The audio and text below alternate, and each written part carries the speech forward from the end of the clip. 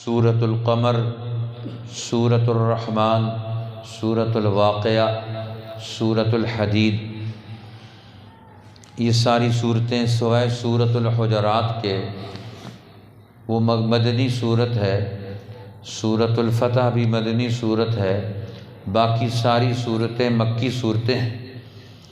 سورہ فتح میں اللہ جل شانہ نے صلح حدیبیہ کو، فتح خیبر کو، بیعت رضوان کو، رسول اللہ صلی اللہ علیہ وسلم کے عمرۃ القضاء کو، ان سب کو بیان کرتے ہوئے آپ کی زندگی کا مشن اور مقصد بیان فرمایا ہے کہ آپ کو کیوں نبی بنا کر بھیجا گیا۔ والذی ارسل رسولہ بالہدی ودین الحق لیظہرہ علی الدین کلہ وکفی باللہ شہیدا، کہ وہ اللہ جس نے اپنے رسول کو ہدایت دے کر، دین حق دے کر دنیا میں بھیجا تاکہ اس دین کو دنیا کے سارے دینوں پر غالب کر دے، اور اللہ ہی گواہ کافی ہے۔ اب یہ کون کرے گا؟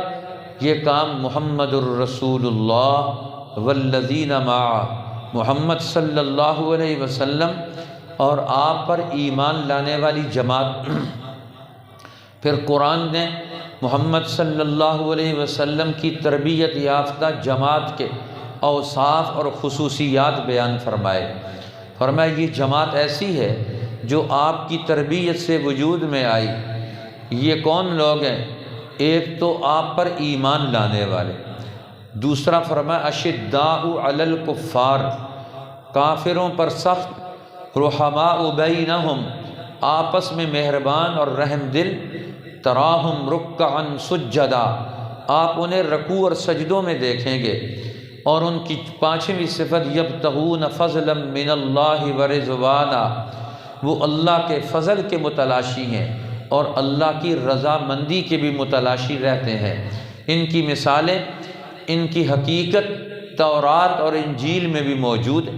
تو قرآن نے یہ اوصاف صحابہ اکرام کے بیان فرمائے، اور اس کے بعد فتح کا یہ عمل جس سے دین حق کو دنیا میں فتح حاصل ہوگی یہ مکمل ہوا۔ تو فتح کے بعد اب نیا معاشرہ بنانا، نئی تہذیب پیدا کرنا، نئی سوسائٹی تشکیل دینا، یہ قرآن کا ایک بنیادی تقاضا ہے۔ اس لیے پھر سورۃ الحجرات، حجرات جمع ہے حجرت ان کی، اس میں نبی اکرم صلی اللہ علیہ وسلم کی گھریلو زندگی، خاندانی زندگی، اجتماعی زندگی، سوشل لائف، اس کا تذکرہ کیا کہ اب یہ قرآن فتح کرنے کے بعد، فتح کا مطلب صرف مال و دولت کو لوٹنا نہیں ہے، بلکہ دنیا کی انسانی زندگی کے انتظامات کی تشکیل ہے۔ گھریلو اور خاندانی نظام کی خرابیوں کو دور کر کے، خامیوں کو دور کر کے ان کو ایک مرکز پر لانا ہے۔ اب قرآن حکیم نے اجتماعی زندگی، تہذیبی زندگی، معاشرتی زندگی کے آداب، اصول اور ضابطے اس صورت میں بیان کیے کہ معاشرے ٹوٹتے کیسے، معاشروں میں زوال کیسے آتا ہے، معاشرے بکھر کیسے جاتے ہیں، خاندان کیسے ٹوٹتے ہیں، قوموں میں نفرت کیسے پیدا ہوتی ہے، اس کے اسباب کیا ہوتے ہیں، اس پر تمہیں غور کرنا چاہیے۔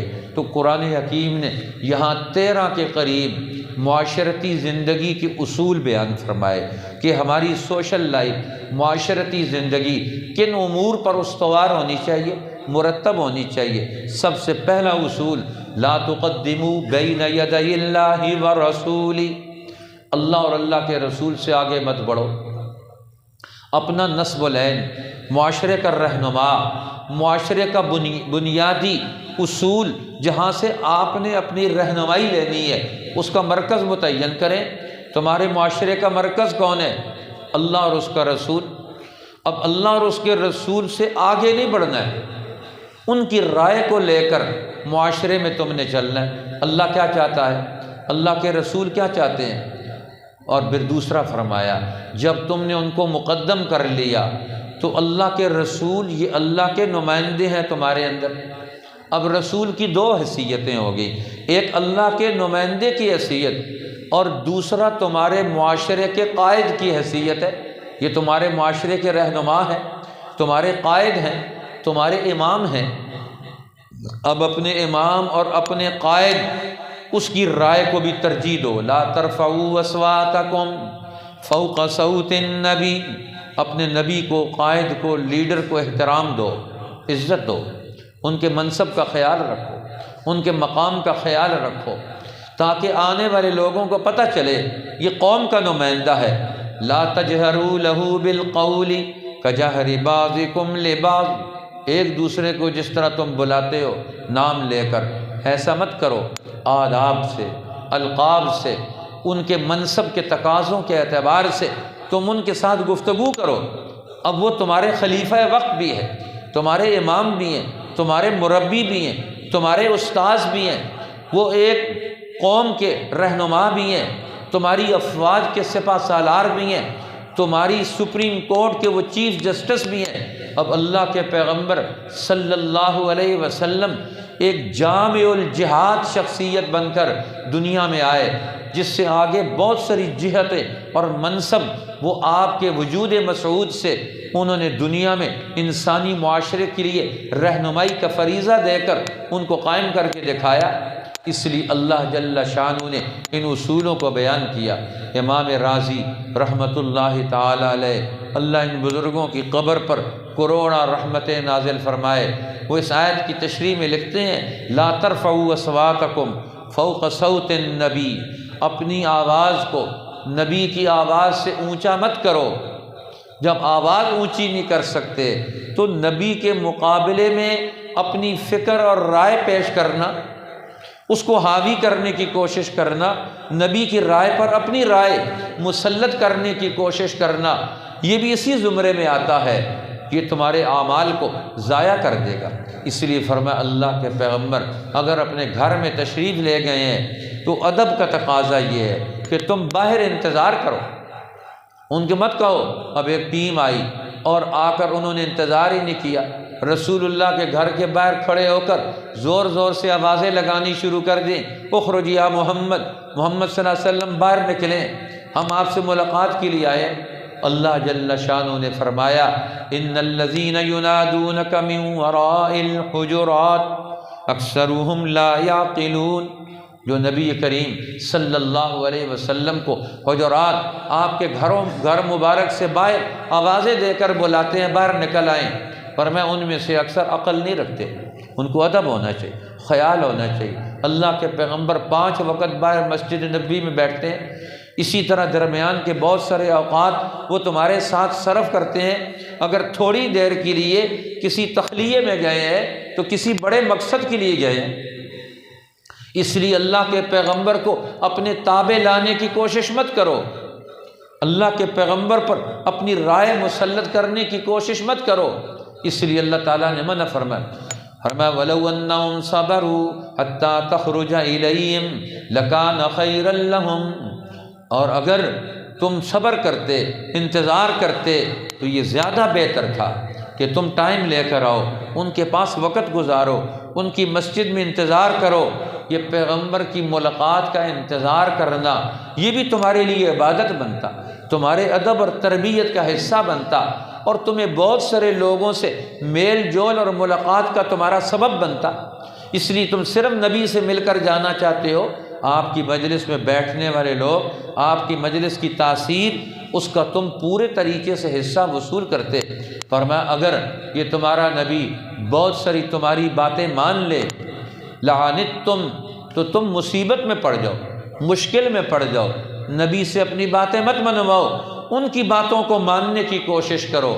لہٰذا اللہ جل شانہ نے پھر صحابہ اکرام کی حیثیت کو بھی بیان کر دیا، فرمایا پیغمبر کی مجلس کے حاضر باش لوگ وہ ہیں حبب الیہم الایمان، اللہ نے ان کے دلوں میں ایمان کی محبت ڈال دی، وزینہ، خوبصورت بنا دیا ایمان کو، وکرہ الیکم الکفر والفسوق والعصیان اولئک ہم الراشدون، ان کے دلوں میں نافرمانی کی، فسق کی نفرت ڈال دی، وہ گناہ سے نفرت کرتے طبعی طور پر، رغبت ہی نہیں رکھتے گناہ کی طرف، نافرمانی کی طرف، یہ ہیں لوگ کامیاب۔ اب معاشرے کا اصول بھی سمجھایا، ان جاءکم فاسق بنبأ فتبینوا، تمہارے پاس کوئی آدمی خبر لے کر آئے، اس خبر کی تحقیق کرو، اس خبر کو فوری طور پر قبول مت کر لو، خبر کی تحقیق کرو۔ یہ نہیں کہ پہلے خبر پر عمل کر لو اور تم بعد میں پچھتاتے رہو۔ جو بھی کوئی آدمی خبر لے کر آئے اس خبر کی تحقیق کرنا ضروری، خبر صحیح ہے یا غلط۔ آج جو آدمی آ کر کسی کو خبر دیتا ہے تیرا بھائی ایسا کہتا ہے، تیری بیوی ایسے کہتی ہے، تیرا دوست ایسے کہتا ہے، اب اس کی فوراً خبر مان لے، فرمایا یہ غلط طریقہ کار ہے۔ پہلے تحقیق کرو کہ یہ بات صحیح ہے کہ نہیں، بات غلط ہے یا صحیح ہے، تحقیق کر کے، گواہ اکٹھے کر کے، شواہد اکٹھے کر کے پھر اس رائے کو قبول کرو۔ اس لیے ہر بات سن کر اس کو مان لینا یہ صحیح بات نہیں ہے، تحقیق کا پہلو اختیار کرنا۔ فتبینوا، تحقیق اور تبین کہ قرآن کا واجب حکم ہے، ضروری حکم ہے۔ پھر اگلا مسئلہ بیان کیا معاشرے کا، فرمایا اب مسلمانوں کی دو جماعتیں، اب ان کے آپس کے قومی، جماعتی، اجتماعی معاملات میں آپس میں لڑائی ہو گئی۔ فرمایا ان طائفتان من المؤمنین اقتتلوا، اگر ایمان والی دو جماعتیں آپس میں لڑ جائیں، فاصلحوا بینہما، باقی لوگوں کا کام ہے ان میں اصلاح کرائیں، ان میں دوستی کرائیں۔ اور اگر پھر بھی ایک جماعت دوسرے پر چڑھائی کرے، فإن بغت احداہما علی الاخری فقاتلوا التی تبغی، اب باغی جماعت کے ساتھ اس کے مقابلے میں تم سارے لوگ اکٹھے کھڑے ہو جاؤ جب تک اللہ کے حکم پر واپس نہ آ جائیں۔ سب معاشرے کی ذمہ داری ہے، کسی کو آپس میں لڑائی مت کرنے دو، معاشرے کو ٹوٹنے مت دو، بغاوت اپنے اندر مت پیدا ہونے دو۔ بغاوت کا پیدا ہونا، اجتماعی نظام کا ٹوٹ جانا، سوسائٹی کا مشکل میں پڑ جانا، یہ غلط طریقہ کار ہے۔ اس لیے فرمایا اللہ چاہتے ہیں ایمان والے آپس میں بھائی بن کے رہیں، انما المؤمنون اخوہ، ایمان والے آپس میں بھائی ہے۔ اب بھائی، ان کو بھائی بن کے رہنا چاہیے۔ بھائی کون ہوتا ہے؟ رسول اللہ سے پوچھا گیا بھائی کون ہوتا ہے؟ فرمایا المسلم اخو المسلم، مسلمان مسلمان کا بھائی ہے۔ اور بھائی ہونے کا مطلب کیا ہے؟ لا یظلمہ، اس پر ظلم نہیں کرے گا، ولا یخذلہ، اسے تنہا بھی نہیں چھوڑے گا، رسوا بھی نہیں کرے گا، اس کے مال پر ہاتھ بھی نہیں اٹھائے گا، اس کی عزت پر بھی ہاتھ نہیں اٹھائے گا، پیٹھ کے پیچھے اس کے لیے دعائیں مانگے گا، اس کے لیے اپنے دل میں محبت رکھے گا۔ یہ بھائی بننے کا تقاضا ہے۔ اس لیے فرمایا رسول اللہ، قرآن پاک نے ایمان والوں کو یا ایھا الذین آمنوا لا یسخر قوم من قوم، کوئی قوم کسی دوسری قوم سے مذاق مت اڑاؤ، ایک دوسرے کے لیے ایسے قصے کہانیاں سنانا جس سے ایک قوم کی توہین کا پہلو نکلتا ہو، اور میں اس کی اجازت نہیں۔ اسی طرح ایک دوسرے کو برے نام سے پکارنا، بئس الاسم الفسوق بعد الایمان، یہ بھی نفرت پیدا کرتا ہے۔ ہم کسی کو ٹھنو کہتے ہیں، کسی کو چنو کہتے ہیں، کسی کو منو کہتے ہیں، کسی کو کیا کہتے ہیں، کسی کو کیا کہتے ہیں۔ فرمایا جو ماں باپ نے نام رکھے ان کے ناموں سے پکارو۔ بئس الاسم الفسوق بعد الایمان، ایمان کے بعد کسی کو برے لقب سے پکارنا یہ سب سے بڑا گناہ ہے، اللہ کو ناپسند ہے۔ ماں باپ نے نام رکھا، اس نام سے کسی کو پکارو، اس نام کے سوا برے القاب کسی کے ساتھ فٹ کر دینا، کسی کے ساتھ برے القاب چمٹا دینا، یہ غلط بات۔ آج پاکستان کی سیاست برے القاب لگانے کی ایک بہت بڑی فیکٹری بن گئی، ہمارا میڈیا پھر اس کو اچھالنے کا بہت بڑا ذریعہ بن گیا۔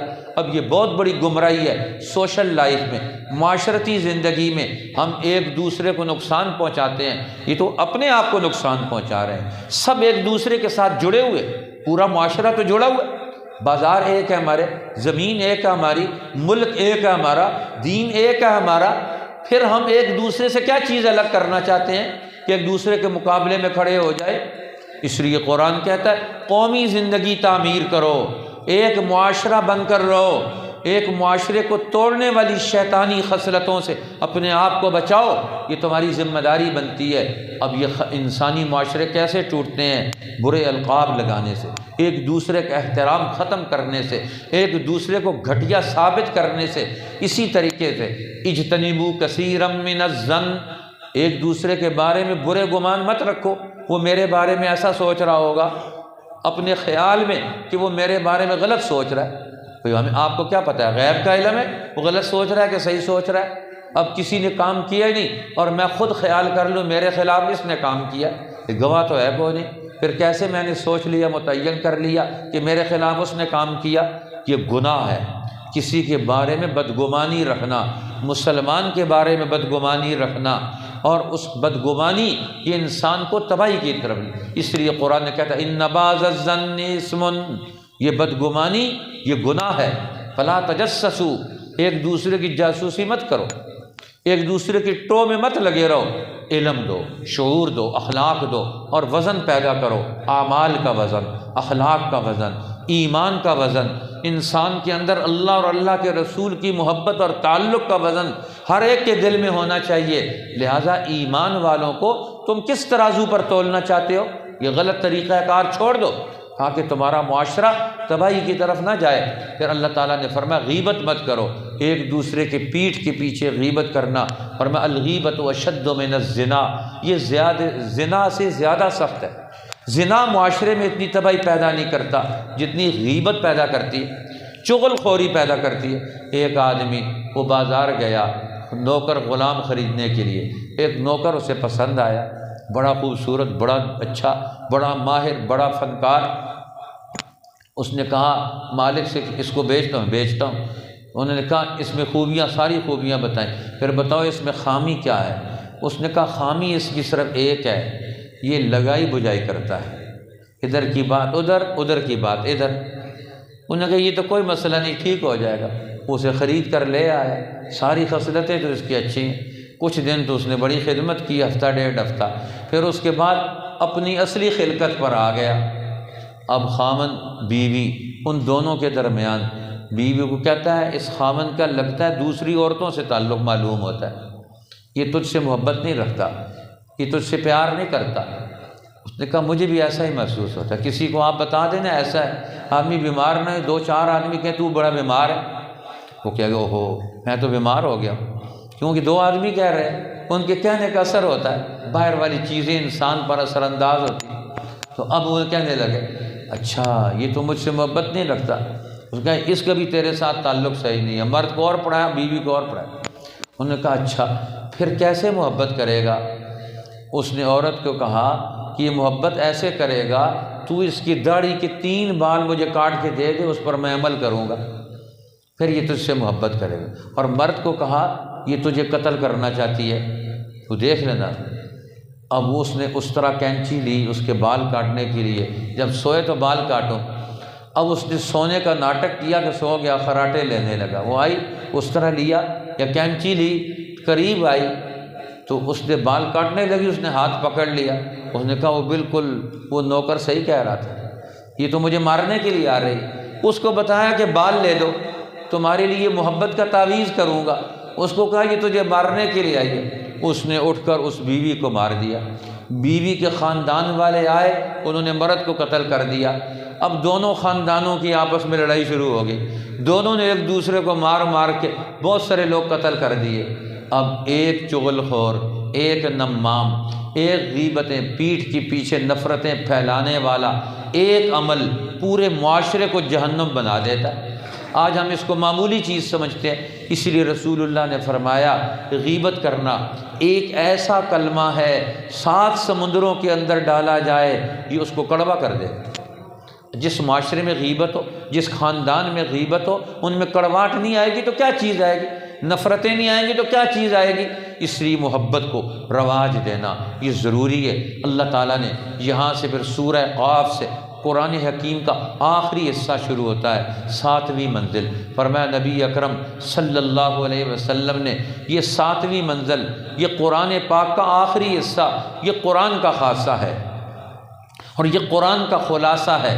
یہ آخری منزل، یہاں سے پورے قرآن کا خلاصہ شروع ہوتا ہے، اور سورہ قاف سے لے کر سورہ حدید تک قرآن حکیم کی صورتوں کا یہ پہلا سیٹ ہے اس آخری منزل کا۔ اس سیٹ کے اندر اللہ تعالیٰ نے قرآن حکیم کی اہمیت، اس کی عظمت، اس کے مقاصد، اس کی نوعیتیں، اس کی تفصیل کے ساتھ وضاحت کی ہے۔ سورہ قاف کے اندر اللہ نے قرآن کی شان کو اسی سے آغاز کیا، قاف والقرآن المجید، قسم ہے اس قرآن بزرگ کتاب کی، عزت والی کتاب۔ اب یہ قرآن عزت والی کتاب ہے، ایک یقینی علم ہے اس یقینی علم کے مقابلے میں انسان کے پاس دوسری چیز کون سی آئے گی؟ وہ وسوسہ، خیالات۔ وَلَقَدْ خَلَقْنَا الْإِنسَانَ وَنَعْلَمُ مَا تُوَسْوِسُ بِهِ نَفْسُهُ۔ اب قرآن کے مقابلے میں وسوسوں کا علم ہے۔ وسوسے کون لائے گا؟ یہ شیطان لے کر آئے گا۔ اب شیطانی قوت قرآن کے مقابلے میں انسان کی دل و دماغ میں شکوک و شبہات پیدا کرے۔ اس لیے قرآن کے ذہن سے سوچنا، قرآن کے علم سے اینک لگا کر زندگی کا مطالعہ کرنا، قرآن حکیم کی قوت اور طاقت کو تسلیم کرنا۔ اس لیے اللہ تعالیٰ نے فرمایا اس رکوع کے آخر میں فذکر بالقرآن من یخاف وعید، آپ نصیحت کریں اس قرآن کے ذریعے سے جو ڈرتا ہو، اب اللہ کی سزا سے ڈر رکھتا ہو، اس کو قرآن کے ذریعے نصیحت کریں۔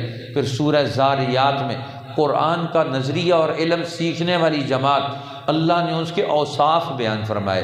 جن کے اندر قرآن آئے گا تو قرآن کے آنے سے ان کے اندر اوصاف پیدا ہوں گے، ذمہ داریاں پیدا ہوں گی، وہ دنیا میں کردار ادا کریں گے۔ وَالذَّارِيَاتِ ذَرْوًا، وہ کیا کریں گے؟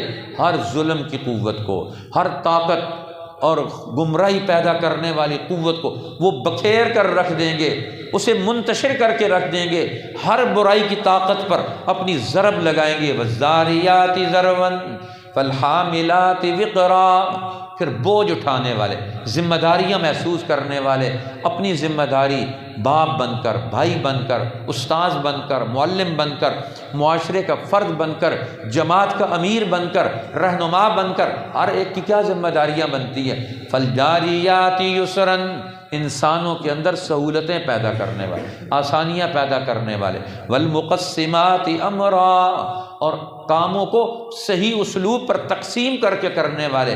یہ فرشتوں کی صفات بھی ہیں اور یہ قرآن کی جماعت کی صفات بھی ہیں۔ پھر اللہ تعالیٰ نے فرمایا یہ لوگ آخرت پر یقین رکھتے ہیں۔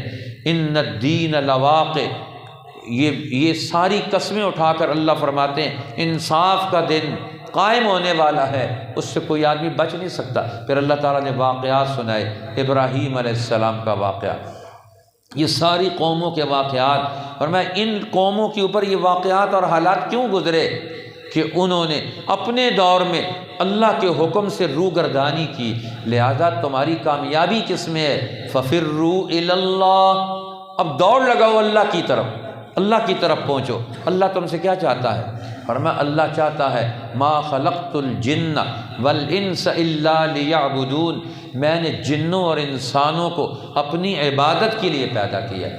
لیعبدون اے لیعرفون، وہ مجھے پہچان لیں، میری پہچان پیدا کریں۔ معرفت الہی یہ انسان کی بنیادی ضرورت ہے، اس کے بغیر انسان مکمل نہیں ہو سکتا۔ اب معرفت کہاں سے حاصل کرے؟ اللہ نے فرمایا تاریخ اٹھا کر دیکھو تو تمہیں معرفت کا طریقہ کہاں سے ملے گا؟ والطور، قسم طور کی، موسیٰ علیہ السلام جنگلوں اور بیابانوں میں سے گزر رہے ہیں، راستے میں ضرورت پڑ گئی، تکلیف مصیبت آ گئی، اب مصیبت اور تکلیف کو کیسے دور کریں، پریشانی کو کیسے دور کریں؟ اس وقت کی پریشانی کا حل ان کے لیے آگ تھی، دور ان کو آگ نظر آئی، راستہ بھٹک گئے، اب آگ تک پہنچے، اب دیکھتے ہیں آگ تک پہنچے، آگ تو کوئی نہیں، سبز درخت کو آگ لگی، پہنچے یہاں تو ماجرا ہی کچھ اور ہے۔ اب وہ طور کا سفر تھا، کوہ طور پر پہنچ گئے، طور پر پہنچ کر کیا ملا؟ وَالطُّورِ وَكِتَابٍ مَّسْطُورٍ فِي رَقٍّ مَّنشُورٍ وَالْبَيْتِ الْمَعْمُورِ وَالسَّقْفِ الْمَرْفُوعِ وَالْبَحْرِ الْمَسْجُورِ۔ اللہ نے قسم اٹھائی، طور کی قسم اٹھائی، جس طور سے موسیٰ علیہ السلام کو اللہ کی پہچان ملی، اور ان کی پہچان کے ذریعے بنی اسرائیل کو اللہ کی پہچان ملی، اور اس پہچان کے نتیجے میں انہیں تورات ملی، اس تورات کے نتیجے میں بنی اسرائیل کا پورا دور ترقی کا پیدا ہوا، اس کو تو تم سب مانتے ہو۔ تو پھر آج طور کی معرفت الہی، اس کو تو تم مانتے ہو، آج کے دور میں اس فاران کی چوٹیوں سے اٹھنے والا یہ نور قرآن، اس کے ذریعے سے انسانوں کو اللہ کی معرفت حاصل ہو، اس میں تمہیں کس چیز کا شک ہے؟ تو تجلی یہ طور، تجلی یہ موسیٰ، اس نے موسیٰ علیہ السلام کو اللہ سے جوڑ دیا، معرفت الہی پیدا ہو گئی، تو آج کیا وہ اللہ کی تجلیات وہ ختم ہو گئی؟ آج دنیا میں نہیں آتی کہ انسانوں کو اللہ کی پہچان ہو۔ فرمایا وَالنَّجْمِ اِذَا هَوَىٰ، قسم ستارے کی، وہ گر گیا۔ مَا ضَلَّ صَاحِبُكُمْ وَمَا غَوَىٰ، تمہارا ساتھی محمد صلی اللہ علیہ وسلم، لوگ کہتے ہیں گمراہ ہو گئے، فرمایا یہ گمراہ بھی نہیں ہوا، راستے سے بھی نہیں بھٹکا، یہ تو سیدھا اللہ کے عرش تک پہنچ گیا۔ اللہ کی پہچان لے کر، اللہ کا نام لے کر، اللہ کا کام لے کر، اللہ کا علم لے کر، اللہ کا قانون لے کر دنیا میں تمہارے پاس آ گئے، اب تم کس چیز کے انتظار میں ہو؟ فَأَوْحَىٰ إِلَىٰ عَبْدِهِ مَا أَوْحَىٰ، اب اللہ کی ملاقات، رسول اللہ کی ملاقات، عرش ملأ اعلیٰ پر ملاقات، اس ملاقات کے نتیجے میں علوم منتقل ہوتے ہیں، معرفت منتقل ہوتی ہے۔ یہ معرفت، اللہ کا تعلق اور اللہ کی نسبتیں اور تجلیات اللہ کے پیغمبر دنیا میں لے کر آئے۔ فرمایا اب تمہارے سامنے اللہ کے پیغمبر وحی کا یقینی علم لے کر آئے، اس وحی کے یقینی علم کے مقابلے میں کون سی چیز ہے؟ یتبعون الا الظن، تم ظن کے پیچھے جا رہے ہو، خیال کے پیچھے جا رہے ہو۔ یتبعون الا الظن وما تهوى الانفس، تم اپنی نفس کی خواہشات کے پیچھے چل رہے۔ گمان اور نفس کی خواہش یہ تو قوموں کو تباہ کرتے ہیں، اور میں یہ تمہاری تباہی کا راستہ ہے، اس لیے اس سے بچو۔ اب پیغمبر کی ذات سے تعلق جوڑے ہوئے تو تمہارے اندر کیا خصلت پیدا ہوگی؟ اللہ تعالیٰ نے سورۃ القمر میں اس خصلت کو ذکر کیا، حکمت بالغۃ فما تغنی النذر، تمہارے اندر حکمت پیدا ہوگی، دانائی پیدا ہوگی، تم ہر برائی کو برا سمجھ کر اس سے نکلنے کا منصوبہ بناؤ گے، نیکی کو نیکی سمجھ کر اس کو پاس پہنچ کر اس کو اختیار کرنے کی کوشش کرو گے۔ لہٰذا اب قرآن یہ حکمت والی کتاب ہے۔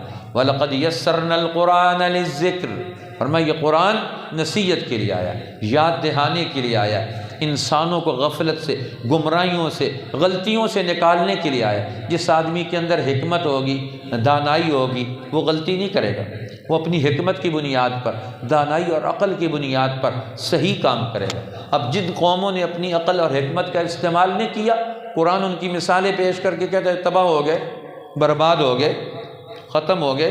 ان المجرمین فی ضلال وسعر، یہ سارے مجرم یہ گمراہی میں اور نادانی میں ہیں، سودا میں ہیں، یہ بری باتیں سوچ رہے ہیں اور اللہ کی پکڑ میں ہیں۔ اور اللہ کہتے ہیں تم جب میری پکڑ میں آؤ گے، والساعۃ ادھیٰ وامر، وہ گھڑی آنے والی ہے جو بڑی تاریک اور بڑی کڑوی گھڑی ہے۔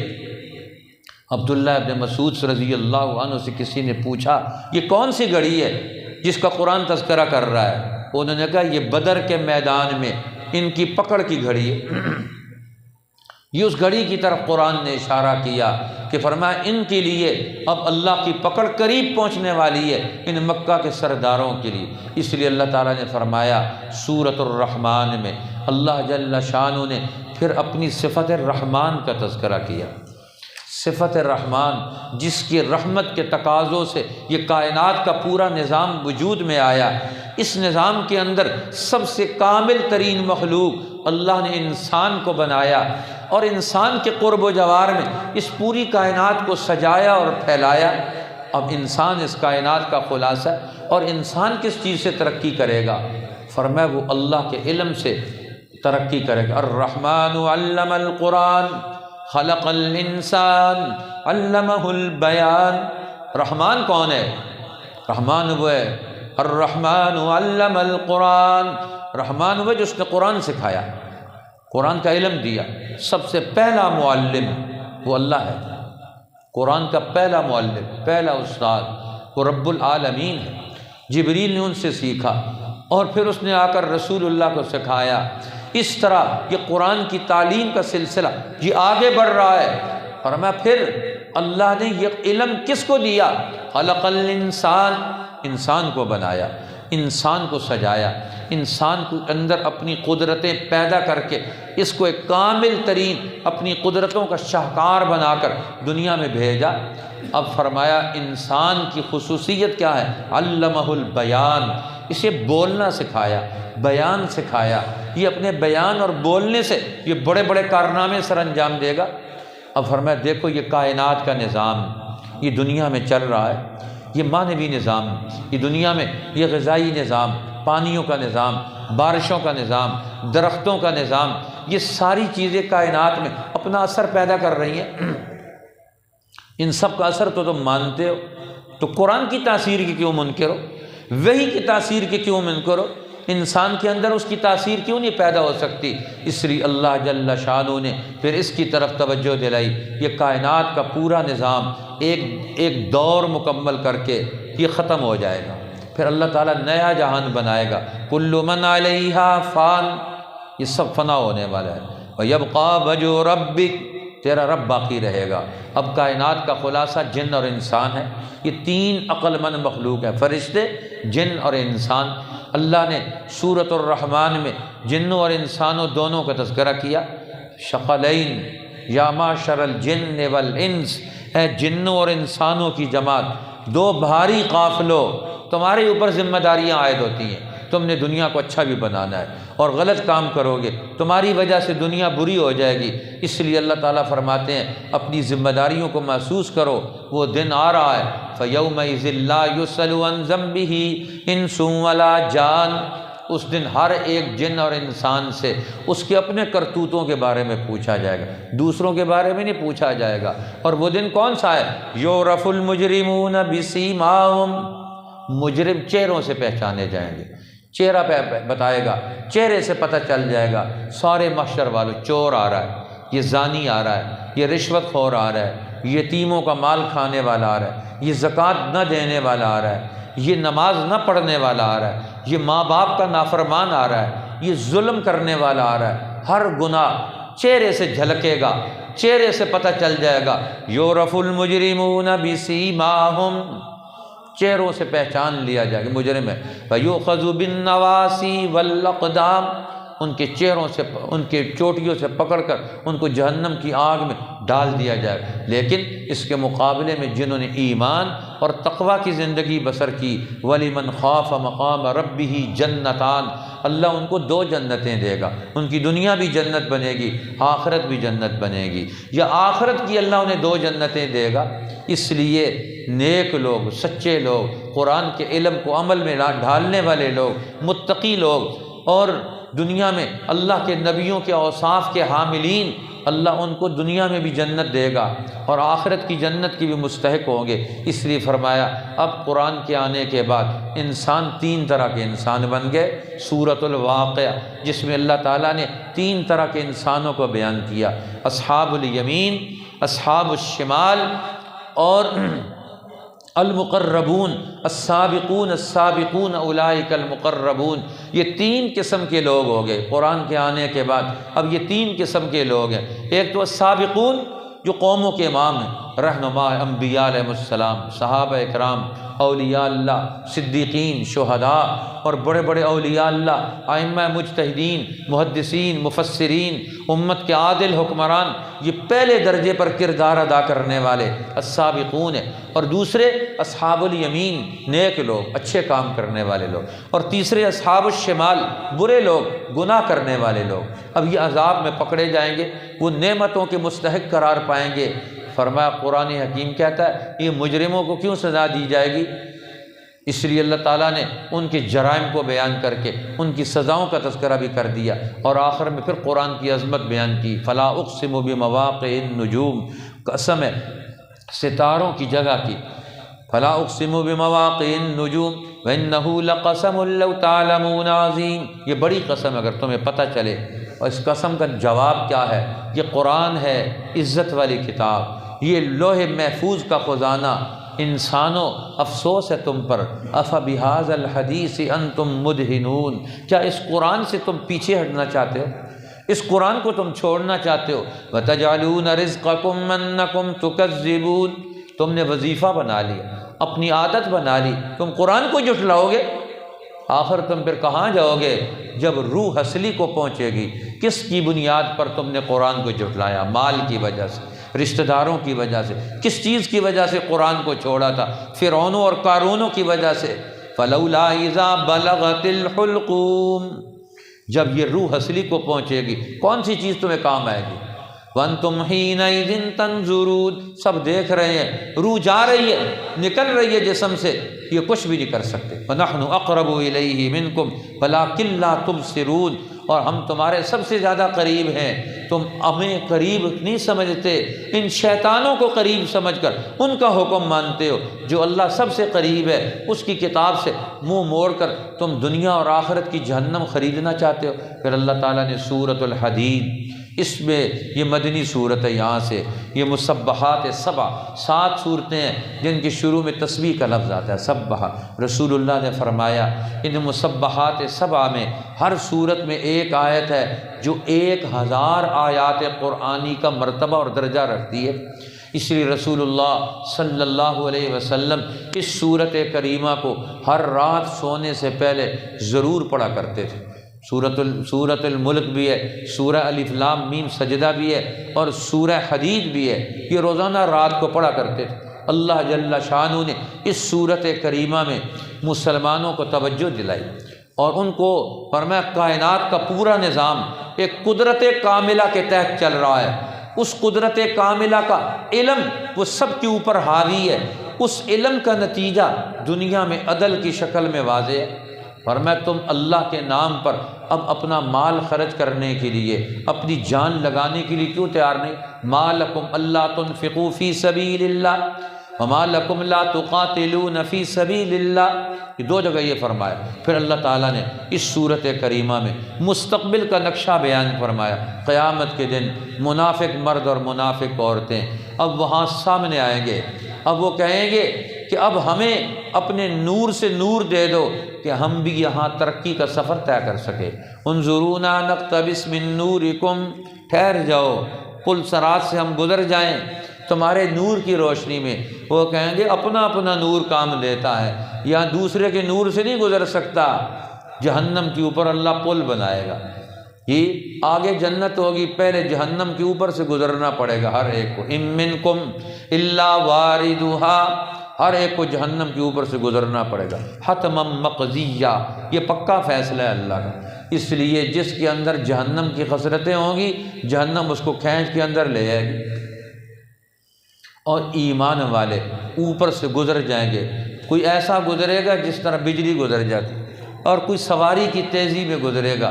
جہنم کہے گی جز یا مومن، مومن جلدی سے اوپر سے گزر جا، تیرے ایمان کی حرارت سے میری آگ ٹھنڈی ہو رہی ہے، جلدی سے گزر جا۔ اس لیے وہ کہیں گے انظرونا، ٹھہر جاؤ، نقتبس من نورکم، ہم تمہارے نور سے فائدہ اٹھائیں، آج وقت ہے۔ اس لیے قرآن گلا کرتا ہے بندوں کا۔ الم یأن للذین آمنوا ان تخشع قلوبہم لذکر اللہ وما نزل من الحق، کیا ابھی وہ وقت نہیں آیا ایمان والوں کے لیے ان کے دل ڈر جائیں؟ کس چیز سے؟ ان تخشع قلوبہم لذکر اللہ وما نزل من الحق، ان کے دل ڈر جائیں اللہ کے یاد سے اور اللہ کے قرآن سے جو اللہ نے نازل کیا، اسے سنیں، سننے کے بعد اللہ کا نام لیں، اس نام کے لینے سے ان کے دلوں میں تاثیر پیدا ہو جائے۔ ایک مجرم قرآن سن رہا تھا، ایک غلام دور رات کی تاریکیوں میں قرآن پڑھ رہا ہے، اس کی آواز اس کے کان میں پہنچتی، اور وہ اپنی عیاشیوں میں مست ہے، اور بڑے شباب و کباب کی محفل گرم ہے، اور اس کی آواز اس کے کان میں گونجتی ہے لیکن سمجھ نہیں آتی، دور سے آواز آ رہی ہے۔ وہ اپنے نوکروں کو، غلاموں کو بھیجتا ہے، یہ کون ہمیں ڈسٹرب کر رہا ہے؟ اس کی آواز ہمارے، ہم گانے میں مصروف ہیں، ناچ گانے میں، دوستوں کی محفل میں مصروف ہے، یہ رات کی تاریکی میں یہ ہمیں ڈسٹرب کر رہا ہے۔ اب اس نے ہمیں پکڑ کے لے دیکھا تو دور ایک مسجد کے اندر ایک نحیف کمزور سا آدمی کھڑے ہو کر نماز میں قرآن پڑھ رہا تھا۔ ہم نے کہا کہ تو ہمیں کیوں ڈسٹرب کر رہا تھا؟ انہوں نے کہا میں تو کسی کو نہیں، تو ہی پوری کائنات کو ڈسٹرب کر رہا ہے۔ اب اس نے یہ قرآن کی آیت اسے پڑھ کر سنائی ہے۔ جب یہ آیت پڑھی تو وقت ہوتا ہے ہدایت کا بھی، اس کا ہدایت کا وقت اللہ کے قبضے میں ہے، کس کو کس وقت ہدایت مل جائے، ہمیں اپنا کام جاری رکھنا چاہیے۔ فرمایا اب اس نے جب یہ آیت پڑھی الم یأن للذین آمنوا ان تخشع قلوبہم لذکر اللہ وما نزل من الحق، کیا ایمان والوں پر ابھی وقت نہیں آیا کہ ان کے دل دہل جائیں اللہ کے خوف اور عظمت سے قرآن کی طرف رجوع کریں، اس علم سے اپنے عمل کو آراستہ کریں، کب وہ وقت آئے گا؟ فطال علیہم الامد فقست قلوبہم، لمبا عرصہ گزر گیا اور ابھی یہ گمراہی میں مبتلا ہو گئے اہل کتاب کی طرح۔ اس نے کہا نہیں، وہ وقت آ گیا، اب دل کھل گیا، سب چیزوں کو چھوڑا اور اپنی زندگی پر توبہ کی۔ ایک قرآن کی آیت جب دل سے نکلتی ہے تو پھر دل پر وہ اثر کرتی ہے، دل بدل ڈالتی۔ اس لیے قرآن کے اندر اللہ تعالیٰ نے اس سورت کی آیت نمبر 25 اتاری، جس میں دین کا مقصد، انبیاء علیہ السلام کے دنیا میں بھیجنے کا مقصد بیان فرمایا۔ لقد ارسلنا رسولنا بالبینات، ہم نے رسولوں کو دلائل دے کر بھیجا۔ وانزلنا معهم الکتاب والمیزان، ہم نے انہیں کتابیں اتاری، ترازو میزان اتارا۔ کیوں؟ لیقوم الناس بالقسط، تاکہ انسانوں میں انصاف قائم ہو۔ تمام انبیاء دنیا میں انسانوں میں انصاف قائم کرنے کے لیے آئے، ظلم کو مٹانے کے لیے۔ ظلم مٹے گا، انصاف قائم ہوگا، یہی توحید کا لازمی نتیجہ۔ اس لیے انبیاء کی محنت اور جدوجہد کا حاصل دنیا کی ساری مخلوقات کے لیے، سارے انسانوں کے لیے عدل و انصاف کو یکساں طور پر قائم کرنا، ہر ایک کو عدل مہیا کرنا، انصاف مہیا کرنا، یعنی ہر ایک کے حقوق کا تحفظ کرنا، ہر ایک کا حق محفوظ ہو جائے، یہ قرآن کا بنیادی تقاضا ہے۔ اللہ جل شانہ ہمیں دین کے مقاصد کو سمجھنے کی توفیق عطا فرمائے۔ رسول اللہ نے فرمایا سورۃ الواقعہ ان صورتوں میں سے ہے جو مسلمان اس صورت کو ہر رات مغرب کے بعد پڑھ لے یا عشاء کے بعد پڑھ لے، من قرأ سورۃ الواقعہ کل لیلۃ لم تصبہ فاقۃ ابدا، کبھی اس کے گھر میں فاقہ نہیں آئے گا، اللہ تعالیٰ اس کو غنا میسر کریں گے۔ عبداللہ ابن مسعود فرماتے ہیں کہ میں نے اپنی بیٹیوں کو یہ سورۃ الواقعہ یاد کرا دی، اس لیے مجھے اب کوئی خوف خطرہ نہیں ہے کہ ان پر بھوک غربت آئے گی۔ اللہ ہمیں دین کی قدر عطا فرمائے، اس کی ظاہری اور باطنی، اس کی علمی اور عملی اور اجتماعی برکات نصیب فرمائے۔ اللہم لک الحمد۔ اے اللہ ہمارے حال پر رحم